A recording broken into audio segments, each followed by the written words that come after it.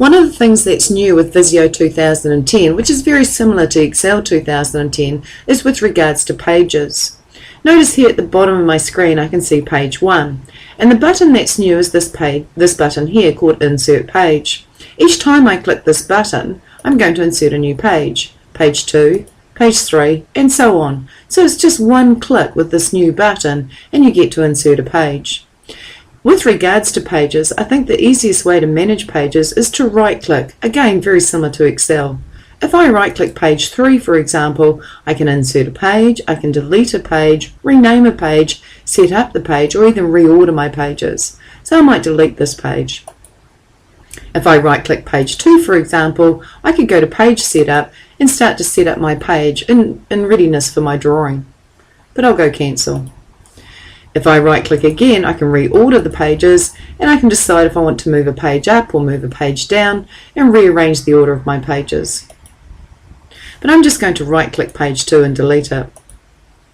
Below the pages is an area known as the status bar, and the status bar contains some very useful buttons, particularly to the far right. What we have here is a plus which allows us to zoom in and enlarge the drawing so we can see more clearly. The minus allows us to zoom out, which makes it smaller. You can drag the slider to the minimum of 11% or up to a maximum of 397%, but I'm just going to drag it about midway.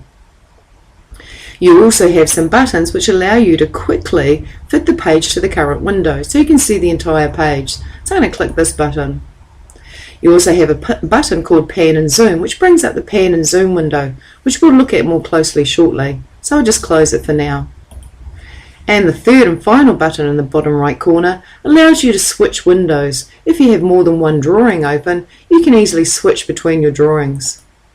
You also have some view buttons. This first button here is the view that we work in most of the time, which is normal. But you also have a second button which is full screen, which allows you to see a full screen of your diagram. And I'm just going to press the escape key to get out of that. Now the fact that these buttons are available is because I have right clicked the status bar and I've turned them on. If you right click the status bar, you can turn options on and off, and this was not available in 2003. It's unique to 2010. So I'm going to take off the last few options. And notice how all the buttons in the bottom right corner have now disappeared. My recommendation to you is you right click the status bar and you turn on absolutely everything. And then just click on the page. Now let's add some shapes for example. I'm just going to drag from my stencil a process shape. And maybe another one. Notice how you've got this lovely line which helps you line things up. This orange line is basically saying vertically, I'm lining things up nicely. Now what's new with 2010 is if I was to drag a shape from the stencil and put it into this area here, it will automatically expand the document to go onto another page. And if I move it up, that page disappears. The pan and zoom window is very useful as well. Let me add some more shapes. I'll just add a decision. And this is telling me it's nice and lined up horizontally. And I might add another decision. And now I'm horizontally and vertically lined up nicely, and I'm also seeing an equidistance between the two horizontal shapes. Now let's bring up that pan and zoom window in the bottom right corner just by hitting this button. Here you can see the pan and zoom window, and basically it's giving you your diagram. But what you can do is you can actually drag this and move it, and you're panning around your diagram.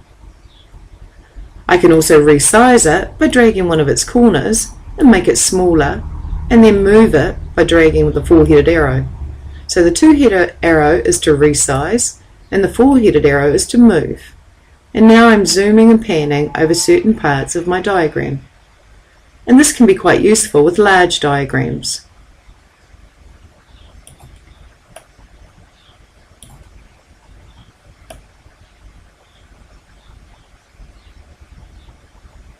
And I can equally close the pan and zoom window. So I'll hit the X.